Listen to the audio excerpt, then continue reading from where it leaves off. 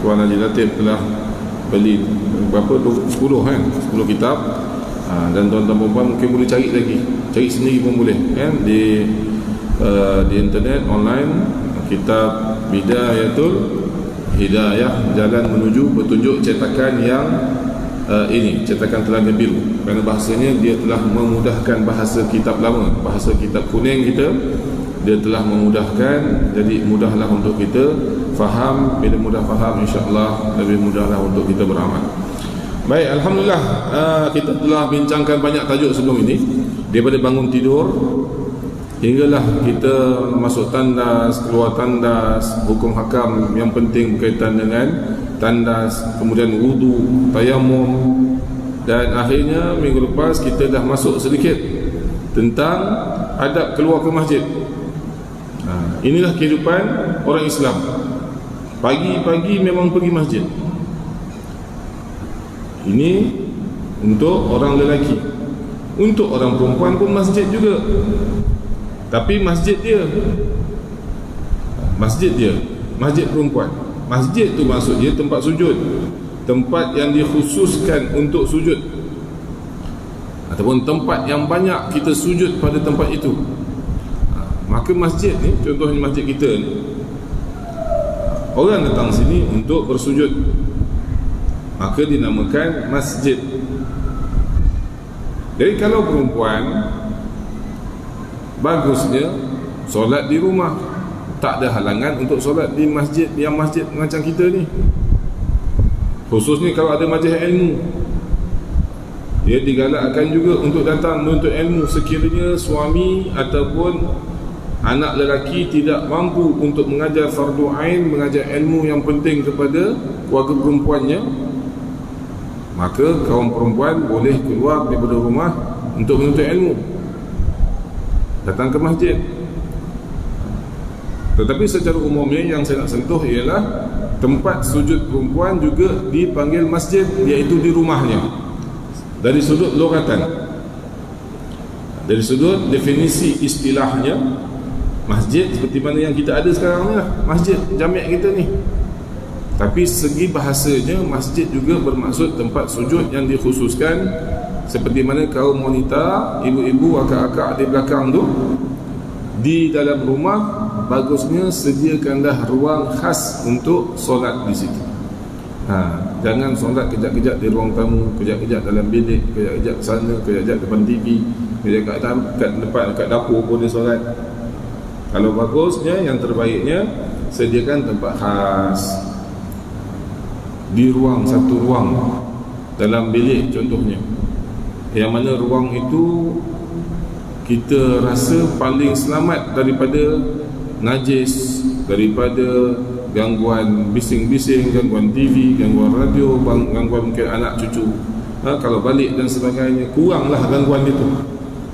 Maka jadikanlah situ tempat masjid. Jadi untuk lelaki, bila sebut masjid, masjid lah. Bila perempuan, Allah ustaz, takkan lelaki je boleh amalkan kelebihan-kelebihan ni, doa-doa ni, kami pun perempuan nak dapat juga pahala. Contohnya begitu. Dia terfikir nak amalkan juga adab-adab ke masjid ini, maka bolehlah juga dia mengamalkannya. Cuma bezanya nanti ke apa? Niat iktikaf. Tak adalah niat iktikaf, hukum hakam yang berkaitan dengan masjid. Tapi kelebihan tetap ulama kata apa? Sama, sekiranya dah ditetapkan satu tempat itu adalah sebagai masjid dia di dalam rumahnya. Baik, adab muka surat 22, 21, muka surat 21, adab keluar ke masjid apabila kamu selesai bersuci, kerjakan solat sunat subuh sebanyak 2 rakaat di rumah sekiranya fajar telah terbit. Ini kita dah bincangkan hari itu. Begitulah yang dilakukan oleh Rasulullah sallallahu alaihi wasallam. Kemudian teruslah menuju ke masjid dan jangan tinggalkan solat berjemaah. Ini pun kita dah sebut itu kepentingan solat berjemaah. Jangan tinggalkan solat berjemaah, terutamanya solat subuh.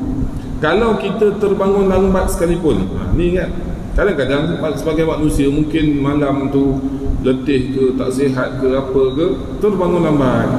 Azan 5.40, terbangun pukul 6. Confirm siap-siap datang masjid, orang dah habis solat. Kalau keadaan berlaku macam ini pun, ulama kata apa? Solat di masjid juga. Sebab sesiapa yang dah biasa solat di masjid, kemudian dia terlambat sebab apa-apalah, sebab jam ke, saya daripada Kesang Laut nak ke sini, kadang hari Sabtu, kadang-kadang jalan laju, okey, tak ada jam pun, 7 minit dah sampai daripada Kesang Laut ke sini. Ni tadi 30 minit pun sampai, padahal 8 km tu setengah jam baru sampai. Dia kadang-kadang jam kat jambatan, kadang jam depan. Sekiranya kita terlambat sekalipun, solatlah di masjid. Itu nak cerita. Terbangun lambat ke, kita ada urusan tertentu ke, solatlah di masjid. Maka sesiapa yang dah biasa solat di masjid, disebabkan urusan tertentu, terbangun lambat dan sebagainya, dia tetap solat di masjid, dia akan tetap dapat pahala seperti mana pahala berjemaah. Bukan sengaja dilambatkan. Lambat itu mendatang, halangan itu mendatang tanpa dia sengaja. Bukannya sengaja dia nak habiskan dulu cerita ke, filem ke, dia nak tekan. Yang mendatang tidak disengajakan dan dia tetap juga pergi ke masjid, maka dia dapat juga pahala berjemaah. Maka masjid pun akan jadi apa? Makmur. Kerana memang akan ada orang terlambat ni. Sebab kita manusia, ada urusan-urusan. Tapi yang terlambat pun solat kat masjid, maka jadilah masjid itu termakmur juga. Tak adalah bila habis solat kunci semua, confirm dah orang tak datang. Sebab siapa yang lambat memang tak datang masjid. Tuan-tuan dan puan-puan Allah sekalian, kekuatan umat ini adalah dengan memakmurkan masjid. Sama ada dengan solat berjemaah, dengan majlis ilmu, dengan belajar Al-Quran, dengan dakwah, dengan majlis-majlis ta'lim dan yang seumpamanya. Kekuatan umat ini adalah terletak di masjidnya. Kerana itu Nabi SAW, asas dia pergi mana-mana, dia akan tegakkan masjid dulu.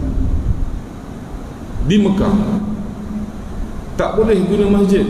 Masjid Haram waktu itu dikuasai oleh kafir Quraisy Mekah. Nabi hidupkan amalan masjid di rumah para sahabat. Amalan masjid tetap dihidupkan. Berkumpul, muzakarah hadis, ulang sabdaan-sabdaan Nabi SAW yang dipanggil sebagai majlis ta'lim, bacaan Al-Quran. Rumah Arkam bin Abil Arkam, rumah pertama yang Nabi kumpul para sahabat untuk hidupkan amalan masjid. Rumah tu penuh, orang Islam dah mula ramai, Masjidil Haram masih belum boleh digunakan. Nabi tetap hidupkan amalan masjid di rumah kedua, Sa'ad bin Abi Waqqas pula. Maka apabila ada ruang untuk beramal di masjid, Nabi pergi. Sebab asalnya di masjid, tapi oleh kerana masjid tak boleh digunakan, Nabi tetap hidupkan amalan masjid di mana yang boleh dihidupkan. Kerana umat ini mesti dikaitkan dengan amalan masjid. Mesti. Apa amalan masjid? Itulah tadi, seperti mana solat. Waktu tu mula-mula dakwah Islam tak ada solat. Ada je ta'lim wa ta'alum, iaitu belajar dan mengajar. Orang lama mengajar orang baru, hadis-hadisnya, Quran-Qurannya dan sebagainya. Dakwahnya, ajak orang pada Islam. Yang mana dah masuk Islam, dia kuatkan lagi Islamnya. Ini dipanggil amalan-amalan masjid. Bila Nabi SAW dapat peluang berhijrah ke Madinah, sebelum masuk Madinah, Nabi singgah mana dulu? Singgah di satu perkampungan sebelum Madinah, yang sekarang ni kita kenal sebagai kawasan Masjid Quba. Sebelum Nabi masuk ke Madinah, Nabi pergi ke perkampungan Masjid Quba tu dulu. Singgahlah di satu kebun yang dimiliki oleh satu orang tua, namanya Salamah, namanya Kalsum. Kalsum ni nama lelaki.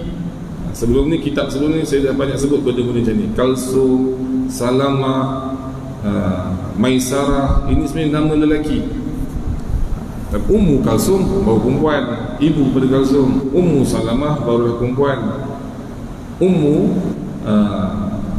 Maisarah barulah perempuan. Tapi tak apa, kita dah beri nama anak ke nama kita memang dah Maisarah Kalsum, tak apa, tak ada masalah. Lepas kita dah tahu ni nak beri anak ke cucu ke, jangan letak nama Kalsum sebagai nama lelaki, nama perempuan. Sebab zaman Nabi dulu Kalsum ni nama perempuan, nama lelaki. Jadi seorang pakcik tua ni nama dia Kalsum, dia ada tanah kat situ.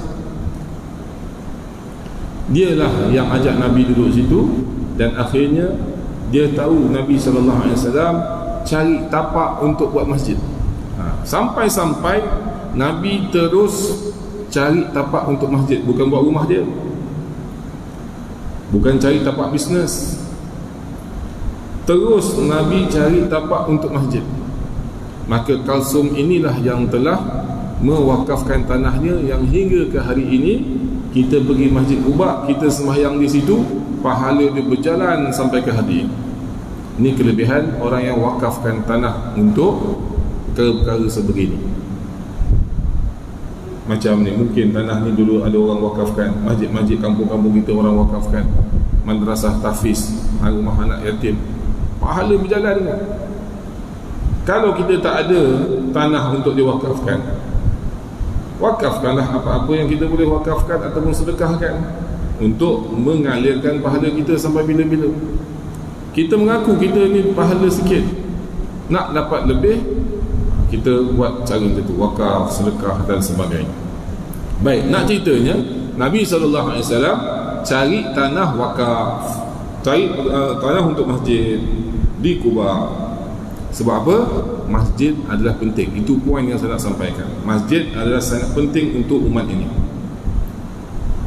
Padahal Nabi dah penat, 13 tahun kena seksa, diganggu dakwah dia di Mekah, sampai ke tempat lain di Quba, orang sambut dia, orang muliakan dia, rehat-rehatlah dulu. Penat. Tapi tak, Nabi hidup untuk umat dia. Dia nampak perkara utama kena tegaskan, tunjukkan mesti adanya masjid di Quba. Beberapa hari Nabi duduk situ, barulah masuk Madinah. Bila masuk Madinah, perkara pertama yang Nabi buat juga adalah cari tapak masjid. Nabi bincang dengan penduduk Madinah, mana yang boleh dijadikan tapak masjid. Di sini ulama kata apa? Secara jelas Nabi SAW nak kaitkan umat ini mesti ada hubungan dengan masjid. Dan sekiranya Nabi pergi mana-mana, bahkan dalam peperangan, bila pergi berperang dah jauh daripada masjid, jauh daripada Masjid Nabawi, jauh daripada Masjid Quba. Walaupun dah jauh daripada Masjid Quba, oleh kerana dah jauh daripada Masjid Quba, jauh daripada Masjid Nabawi, Nabi tetap mendirikan masjid supaya tentera-tentera yang pergi perang ataupun ahli-ahli yang ikut Nabi SAW bermusafir, travel, jalan jauh, tetap ada hubungan dengan masjid. Maka Nabi dirikan kemah-kemah untuk dijadikan tapak masjid sementara kat situ. Maka kita yang pergi Madinah, antara tempat yang kita ziarah, apa kita ziarah? Masjid 7, tempat peperangan Khandaq. Kenapa diberi nama Masjid 7? Waktu peperangan Khandaq, para sahabat ramai tak boleh duduk di kawasan Masjid Nabawi. Mereka pun berkemahlah di satu tempat untuk persiapan perang. Nabi SAW oleh kerana dah jadikan para sahabat ni ada tugas-tugas dia, ada pos-pos tentera dia, maka pada setiap pos tentera tu adanya masjid-masjid. Itulah dia panggil Masjid 7. Sebab tu kita tengok Masjid 7 tu dekat-dekat je, sini satu, ujung tu satu, ujung sana satu, atas sikit satu. Sebab Nabi SAW nak pastikan setiap pos-pos tentera itu ada masjid dan amalan masjid di situ. Walaupun berperang, persiapan perang, ada orang yang duduk dalam masjid kecil-kecil itu buat amalan masjid. berzikir, berdoa. Dan Nabi sendiri antara orang yang hidupkan amalan masjid di masjid-masjid kecil. Nabi berdoa, menangis dan sebagainya. Begitu juga kalau kita pergi Madinah, kita pergi mana? Uhud. Kita pergi masjid Sayyidina Hamzah. Dikatakan di situlah tapak tempat Nabi SAW kumpulkan tenteranya untuk solat berjemaah. Ketika peperangan pun Nabi tak pernah tinggalkan solat berjemaah. Bahkan dalam Al-Quran ada ayat khusus tentang solat berjemaah ketika dalam perang. Bayangkan betapa pentingnya solat dan betapa pentingnya solat berjemaah. Hatta dalam perang pun kena jaga. Sebab tu di sini Imam Ghazali kata apa? Saya ini sebenarnya sedang mensyarahkan. Kata Imam Ghazali kata apa? Jangan tinggalkan solat berjemaah. Sampai tahap macam tu tegasnya. Jadi lelaki usaha, bukan usahakan. Kita pasal tu saya sebut apa? Imam Ghazali dalam kitab ini tak cerita dari sudut fiqah. Cerita dari sudut fiqah, kadang-kadang orang kita mudah suka ambil yang mudah. Alah, fardu kifayah, sunat muakkadah, bukannya wajib pun solat berjemaah di masjid. Dia dah jadi lain. Perbincangan berbeza. Sebab tu saya sebut mukadimah, Imam Ghazali karang kitab ini selepas dia dah belajar sesuatu apabila dia mengajar fiqh, kemudian dia nampak fiqh kalau saya belajar dengan cara yang tidak kena. Fiqh tu betul, fiqh tu memang kita perlu pada fiqh, tapi apabila fiqh, ilmu tanpa tarbiyah yang betul, dia jadi berat. Dia jadi suka ambil yang mudah-mudah. Ada ruang yang boleh meninggalkan amalan, dia akan tinggalkan amalan. Sebab tu ramai walaupun habis CJ yang hebat-hebat dalam agama, semayang pun tak. Habis darjah khas, kitab boleh tahan tinggi-tinggi, tapi semayang pun tak jaga. Kenapa? Sebab gabungan antara fiqh dan tasawuf ni tidak digabungkan. Tarbiyah tidak digabungkan. Indahlah Imam Ghazali, seperti mana siapa yang duduk daripada kelas awal lagi tu, saya sebut dia karang kitab ini sebab nak menggabungkan antara iman dan amal, ilmu dan amal. Dia nak gabungkan. Maka kan itu dalam sini dia tak nak sebut bahawa solat jemaah ni hukumnya sunat muakkadah ke, fardu kifayah ke, orang lain dah buat aku tak payah. Tetapi dia mengeluarkan perkataan yang tegas dari sudut tarbiyah umat. Jangan tinggalkan solat berjemaah, terutama solat subuh. Sebab apa dia kata terutama solat subuh? Sebab siapa boleh mampu jaga solat subuh berjemaah, insya-Allah lagi 4 waktu tu dia akan jaga. Tapi kalau orang mampu jaga solat berjemaah maghrib isyak, belum tentu dia boleh jaga solat subuh berjemaah. Ini dia punya kunci dia. Siapa yang mampu berusaha istiqamah jaga solat berjemaah subuh di masjid di surau, maka insya-Allah 4 waktu lagi dia mampu untuk jaga solat berjemaah. Salatul jamaati tafdulu ala salatul fardhi bi 27 darajah. Artinya solat berjemaah melebihi solat bersendirian kadar 27 kali darajat. Ini satu hadis. Banyak lagi hadis-hadis yang lain menceritakan tentang kelebihan solat berjemaah. Contoh, dalam kita masuk solat berjemaah ni, banyak package kita dapat. Antaranya apa? Pahala jalan kaki ataupun menuju keluar daripada rumah datang masjid. Setiap langkah diampunkan dosa. Langkah yang sama diangkatkan darajat. Langkah yang sama diberi pahala. Maksudnya dalam satu langkah tu dapat 3 bonus. Habis tu ustaz, saya tak melangkah, saya naik basikal, saya naik motor. Itu bukan kerja awak, itu kerja malaikat. Malaikat tahu nak kira macam mana. Pusingan roda ke, pusingan apa ke, laluan jalan kaki ke, dia ambil kira macam mana, itu malaikat punya kerja. Kerja kita pergi ke masjid, malaikat tahulah nak kira macam mana. Tapi setiap langkah paling tidak dapat 3 bonus. Dosa diampunkan, pahala, dapat setiap langkah satu pahala, dan dinaikkan darajat. Naikkan darajat ni bahasa mudah kita naik pangkat lah. Satu langkah naik darajat di sisi Allah, ada darajat dia. Kita ni kadang-kadang nak naik grade gaji, naik grade-nya sikit je pun, beza dah RM40, beza RM100. Tapi kita punya usaha susah payah, silap-silap ada, dengki-mendengki, jatuh-menjatuhkan, semata-mata nak grade gaji je. Itu pun tak besar mana pun beza. Berebut macam apa, tak apalah, baguslah.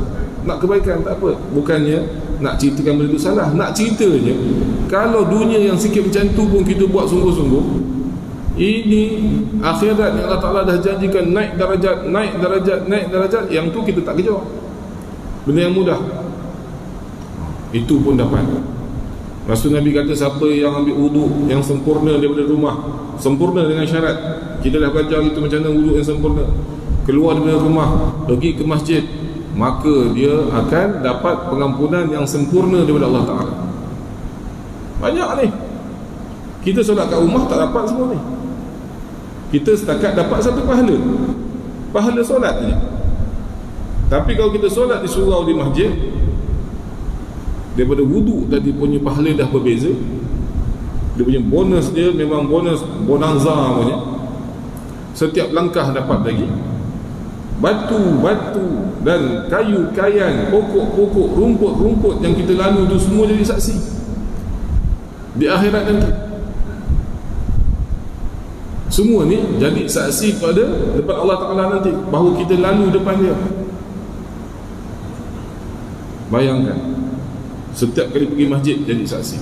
Semut-semut, hatta anjing-anjing kalau ada pun yang kita tengok najis, itu pun akan jadi saksi depan Allah Ta'ala bahawa kita ni ulang-alik ke masjid. Dan amalan ulang-alik ke masjid adalah antara amalan yang Allah SWT suka. Adanya kaum yang ulang-alik ke masjid pada salah satu tempat tu, itu menarik rahmat Allah Ta'ala dan menjauhkan azab Allah SWT. Dan itu baru belum sampai masjid lagi tu. Itu cerita bonus-bonus, pahala-pahala, fadilat-fadilat yang Allah Ta'ala dan Nabi SAW janjikan sebelum sampai masjid. Belum cerita masuk masjid lagi. Pahala iktikaf. Apa pahala iktikaf, tuan-tuan? Ni tuan-tuan perempuan, Masya Allah, duduk iktikaf ni besar pahala ni. Jangan ingat amalan ni amalan yang lekeh-lekeh, kecil-kecil. Tak. Bukan senang orang nak duduk iktikaf macam ni. Berapa ramai orang lebih suka duduk lepak di tempat lain berbanding duduk iktikaf di masjid. Apa kelebihan iktikaf? Sesiapa yang beriktikaf kerana Allah Ta'ala, dan Allah Ta'ala terima iktikafnya itu, dia akan dijauhkan daripada neraka sejauh 3 parit, yang mana satu parit jaraknya antara langit dengan bumi. Besar pahala iktikaf ni. Kena niat iktikaf lah. Jangan kita masuk masjid duduk tak niat iktikaf. Kena niat iktikaf.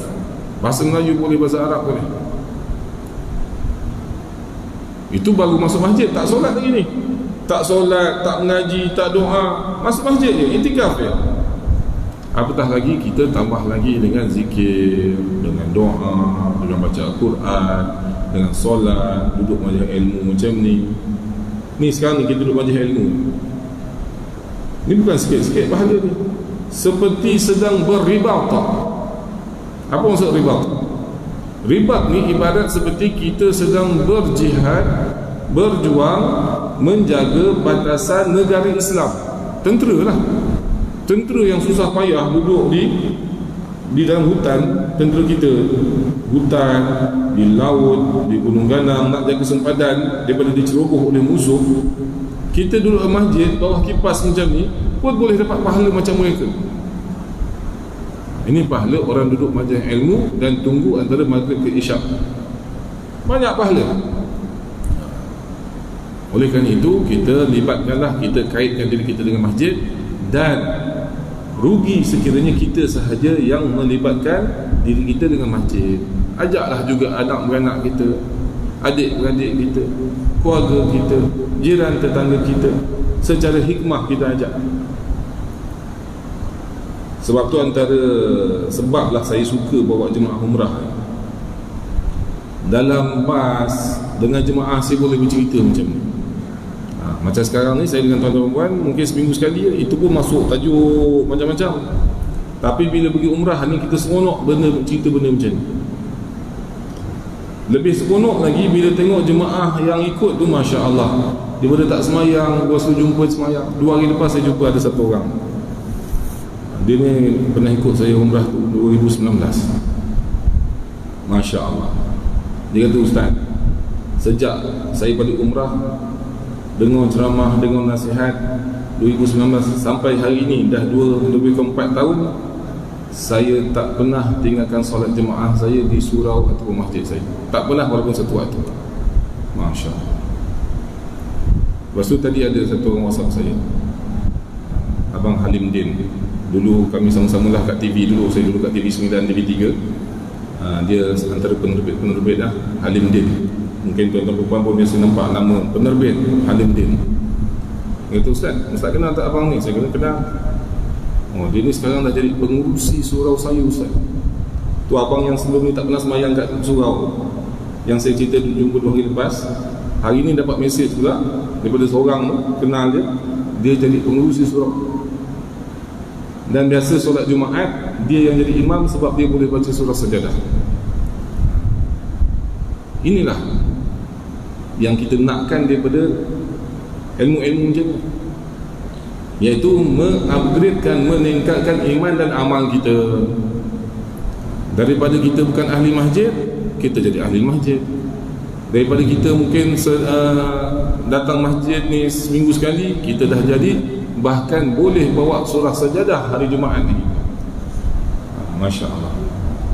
Jadi kan itu tuan-tuan pemerintah Allah sekalian, kita kena datang selalu ke masjid, solat berjemaah. Ada majlis ilmu kita jangan tinggalkan, majlis-majlis ilmu yang meningkatkan iman, meningkatkan amal.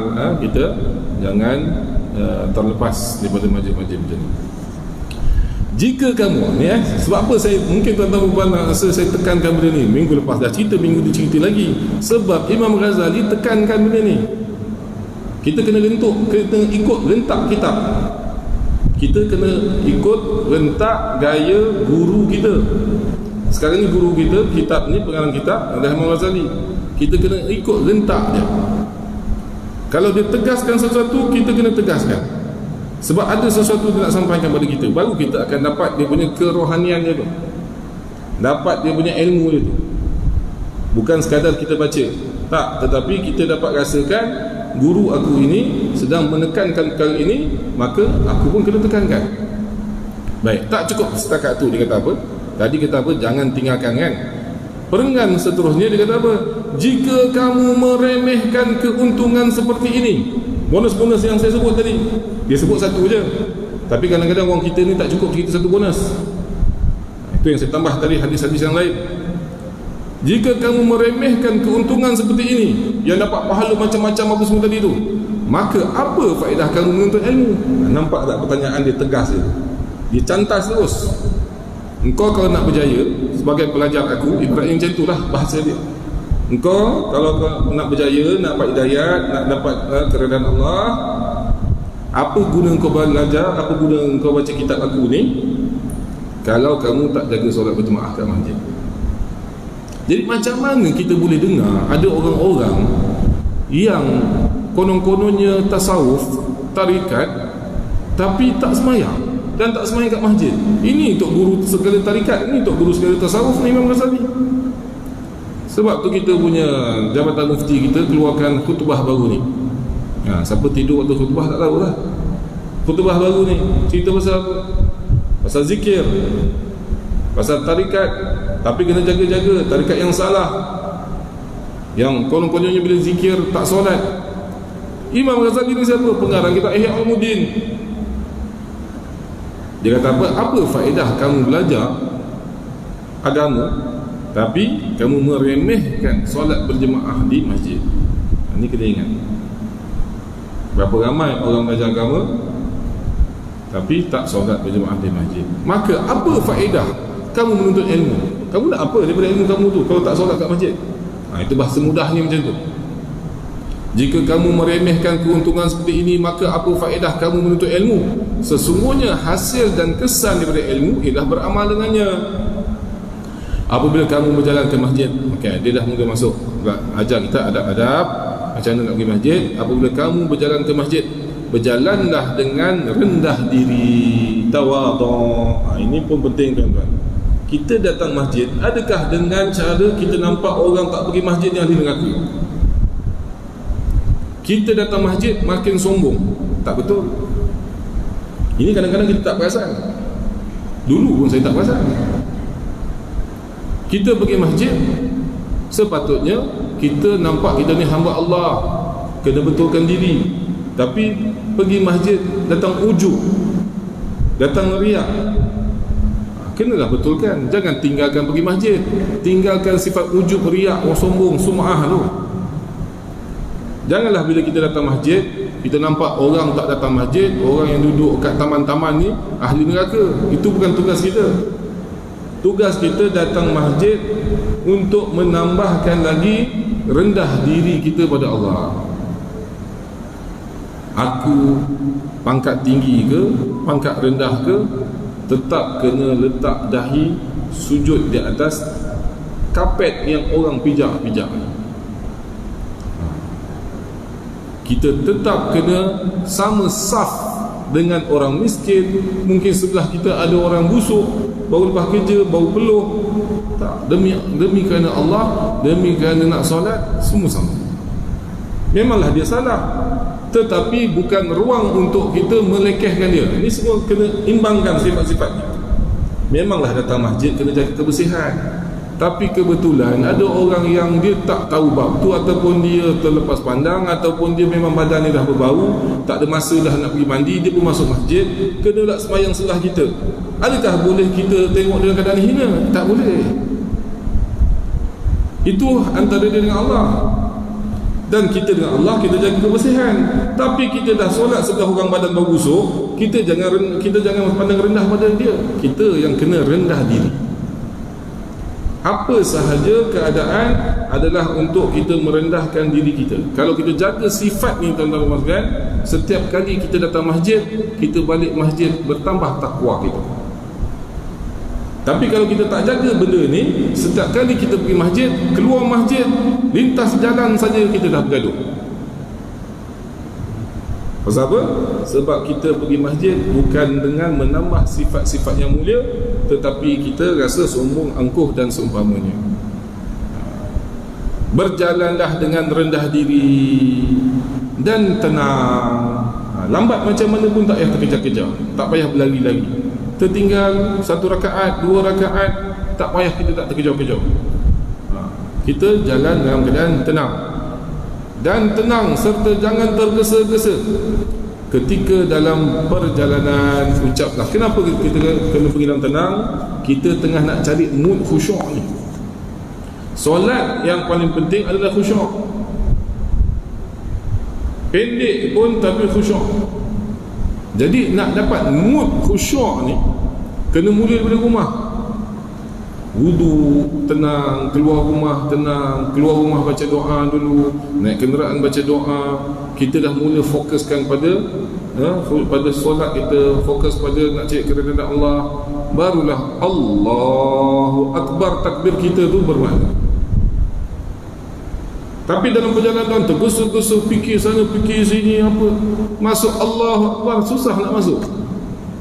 Waktu tu baru kita nak cari tune, cari rentak untuk khusyuk, susah.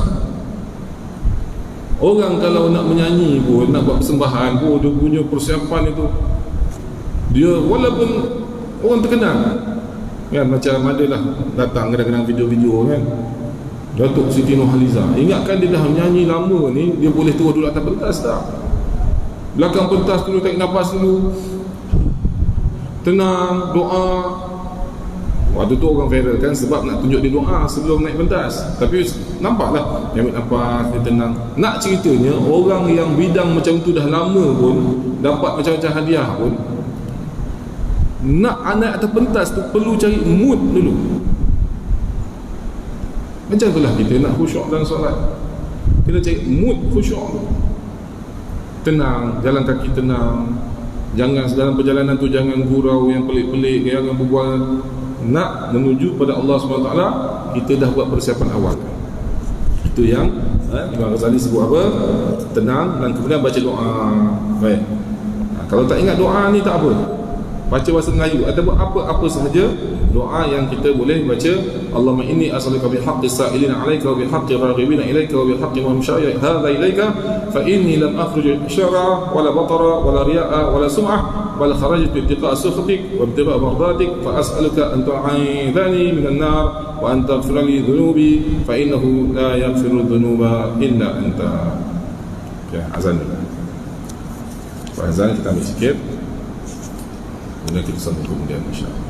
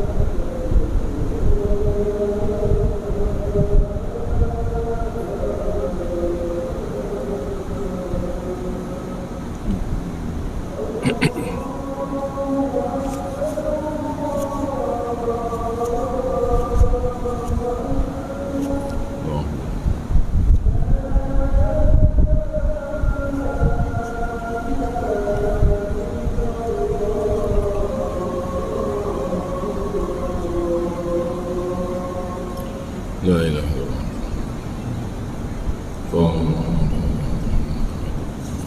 Baik. Ini antara doa yang dibaca dalam perjalanan pergi ke masjid. Ada doa-doa yang lain, tetapi ini antara doa yang Imam Ghazali ringkaskan dan bawa dalam kitab dia ni. Artinya, wahai Allah, sesungguhnya aku memohon kepadamu dengan hak para peminta kepadamu dan hak para manusia yang berhajat kepadamu, iaitu ya Allah, seperti mana orang-orang yang bersungguh-sungguh meminta kepada Engkau dan bersungguh-sungguh berhajat kepada Engkau, dan hak langkah kakiku ini menujumu, dan dengan keberkatan perjalanan aku menuju ke masjid ini. Ini maksudnya kita mohon dengan Allah Subhanahu Wa Taala supaya dengan amalan aku ini, ya Allah, aku nak minta sesuatu dengan Engkau. Dipanggil tawassul dengan amal. Antara perkara yang digalakkan dalam syariat, iaitu kita bertawassul dengan amalan baik. Antara sebab mustajabnya doa, bahawa sesungguhnya aku tidak keluar dalam keadaan takabur. Ini yang tadi saya sebut. Keluar pergi masjid bukan untuk kita sombong. Kalau kita datang ke masjid menambah sombong kita, kita belum betul lagi. Jangan tinggalkan pergi masjid. Itu dah terpedaya dengan syaitan. Engkau pergi masjid ni sombong, dah tak payah pergi masjid. Tepuk tanganlah syaitan.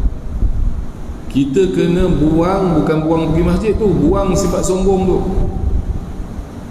Kalau kita datang ke masjid bertambah sombong kita, tak betul. Bahawa sesungguhnya aku tidak keluar dalam keadaan takabur, bongkar, riak dan sum'ah. Apa maksud riak? Riak suka menunjuk. Nak menunjuk pada orang, aku ni kaki majlis ilmu. Jangan. Itu tidak mendatangkan ketakwaan. Sum'ah, suka dengar orang puji kita. Orang puji kita, dia ni kaki majlis ilmu, kaki masjid. Bukan. Ini semua doa-doa untuk kita betulkan niat kita. Ya Allah, aku pergi masjid ni, ya Allah, hanya untuk Engkau aja, ya Allah. Bahasa mudahnya macam tu. Bukan nak riak, sum'ah dan sebagainya. Bahkan aku keluar untuk mengelakkan kemurkaan-Mu. Dengan aku pergi masjid ini, aku menjauhkan diri aku daripada kemurkaan-Mu dan memperoleh redha-Mu. Inilah tujuan aku pergi masjid, dapat keredaan Engkau dan jauh daripada kemurkaan Engkau. Maka aku memohon kepadamu untuk melindungiku daripada api neraka dan mengampuni dosaku, kerana tiada sesiapa yang dapat mengampuni dosa melainkan-Mu, melainkan Engkau, ya Allah.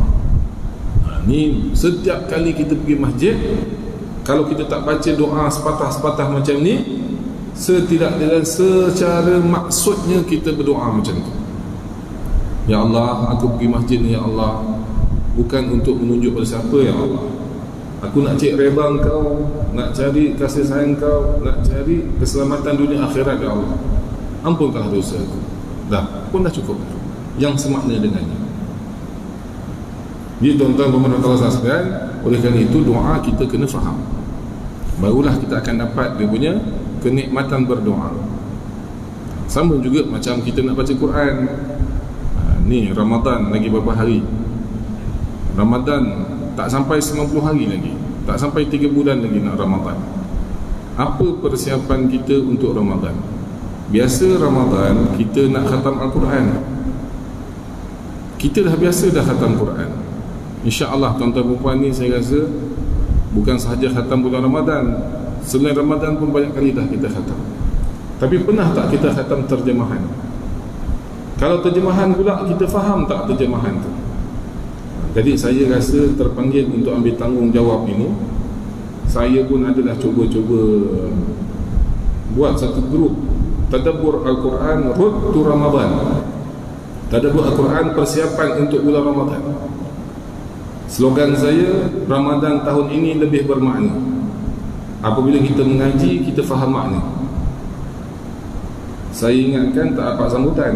Tak sampai 24 jam saya buat grup WhatsApp tu, penuh dah grup WhatsApp 1025 orang. Buka satu grup lagi, penuh juga dah 2050 orang dah. Satu hari sebelum saya buat je, saya nak buat 4 bulan 12 hari tu, 3 hari bulan saya buka grup tu, penuh. Saya kata Masya Allah, hebat orang Melayu ni, hebat orang Malaysia. Persiapan untuk Ramadan dengan memahami Al-Quran tu telah menambah sambutan. Saya tak kata saya hebat, tak, bukan sebab saya. Sebab yang masuk dalam grup tu bukan orang kenal saya. Daripada Kelantan, daripada Pahang, daripada mana semua masuk. Sebab nak faham Al-Quran. Maksudnya semangat untuk faham Quran dan dalam kalangan orang kita, Masya Allah. Esoknya tu buat Zoom. Nak buat Zoom 1000 orang kena bayar. Tak boleh yang free-free punya. Free punya boleh berapa 100 orang aja, setengah jam dia dah seblok. Mahal nak bayar Zoom, tapi Alhamdulillah tak apa. Untuk Al-Quran, buatlah hari pertama 300 orang masuk, hari kedua 400, 500, semalam 500. TikTok pun dah mula. Masya Allah, semangatnya orang nak faham Al-Quran. Saya tak tahu nak beritahu tuan-tuan pemantaunya link untuk masuk grup tu, tapi saya ada kongsi lah dengan Haji Latif baru ni. Tak tahu dah dia dah kongsi ke belum dengan grup masjid. Tapi grup tu pun dah penuh sebenarnya. Ada rezeki nanti tengoklah, mungkin buat grup ketiga. Free, tak ada apa-apa. Memang sengaja saya buat tu, tak ada charge apa-apa. Program itu hanya untuk saya ambil tanggungjawab bersama-sama kita cuba faham Al-Quran, dan memaksa saya juga untuk buka kitab-kitab tafsir. Macam ni lah, saya sebelum mengajar ni, saya kena mutalaah. Kalau saya tak mengajar, saya tak buka kitab. Jadi sebenarnya saya mengajar ni menyebabkan saya terpaksa buka kitab untuk mutalaah. Sama juga bila saya buka grup Tadabbur Al-Quran 30 juzuk khatam sebelum Ramadan. Kita target khatam 30 juzuk sebelum Ramadan. Tadabbur tu, bukan mengaji, tadabbur. Setengah jam saja setiap malam. Malam ni kan saya puasa, gerak pukul 9 dah mula. Setiap pukul 9 mula. Setengah jam sahaja. Setiap hari 2 muka, satu line, habis. Alhamdulillah setakat ni kita target kita tercapai. Jadi mudah-mudahan insya-Allah kita apabila kita faham benda-benda macam ni apa semua, menambahkan lagi iman kita, menambahkan lagi amalan kita, dan kita akan rasa seronok. Dapat pula feedback, tanya, oh rupanya ni, oh saya tak tahu pun makna tafsir. Saya pun seronok, dan saya pun macam tadi saya memaksa diri saya untuk buka kitab-kitab sebagai persiapan untuk Ramadan kita, supaya Ramadan tahun ini lebih bermakna insya-Allah. Wallahu a'lam bissawab. Apa yang baik Allah Taala, apa yang tidak baik daripada kekurangan saya sendiri. Mudah-mudahan Allah SWT beri kekuatan pada kita untuk amal apa yang kita belajar daripada kitab ini. Bismillahirrahmanirrahim. Alhamdulillahirabbil alamin. Wassalatu wassalamu ala sayyidil anbiya'i wal mursalin wa ala alihi washabbihi ajmain. Rabbana ighfir lana wa liwalidina wa lil mu'minina yawma yaqumul hisab. Allahumma 'allimna ma yanfa'una wanfa'na bima 'allamtana warzuqna 'ilma. Rabbana atina fid dunya hasanatan wa fil akhirati hasanatan wa qina adzabannar. Wa sallallahu ala sayyidina Muhammad wa ala alihi washabbihi wasallam. Alhamdulillahirabbil alamin.